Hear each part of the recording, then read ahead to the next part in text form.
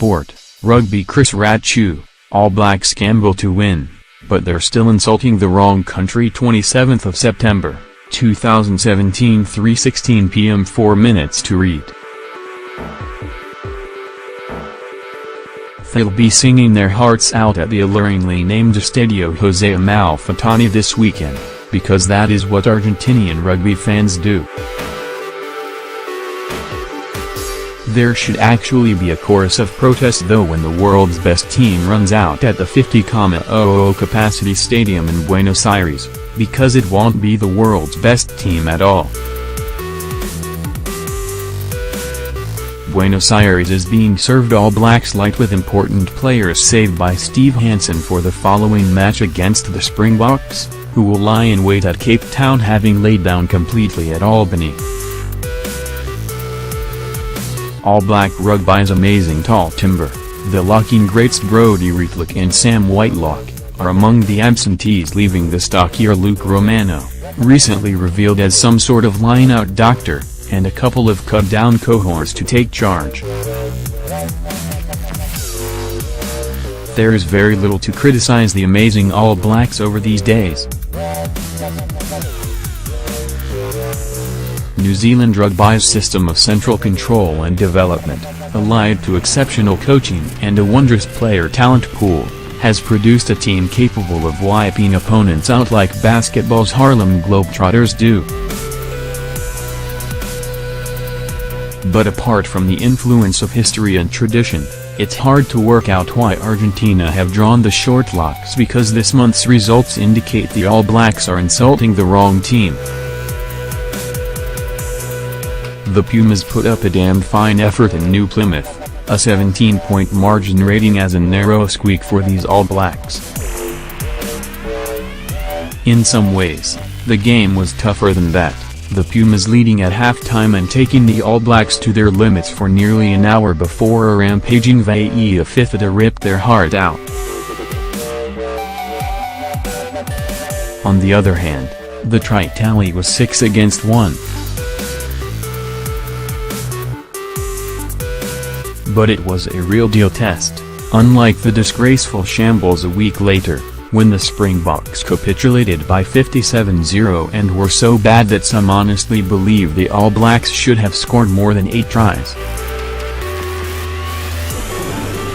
Exhibit B in this argument is the wee matter of a test in Durban last year, won by the All Blacks 57-15. In comparison, the Pumas provided much stiffer opposition in Buenos Aires, when their scrum helped put the second-half brakes on the All Blacks.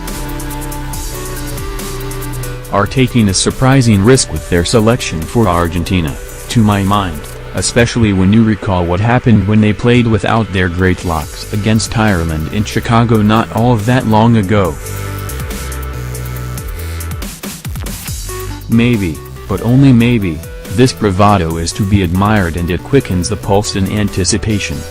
The payoff, in terms of building World Cup players steeled for any type of situation and finding out the flakes, is huge. And the World Cup has come to mean just about everything to the major rugby nations. To some of us though, this dumbing down of test rugby still feels very wrong. Yet there was barely a squeak in protest from the public when Reithlock, Whitelock, Sam Cane, Beauden Barrett, initially, Liam Squire and Ryan Crotty were excused from the Pumas match. No one really saw this coming, yet no one complained once it had.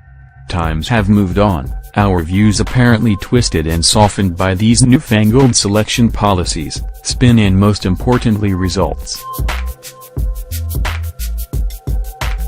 Endless All Black victories involving an avalanche of tries have apparently made the argument about rest and rotation passé, yet the British and Irish Lions exposed weaknesses. The All Blacks admit they are experimenting with tactics, and they are going into a scrummaging Lions den armed with a potential pussycat.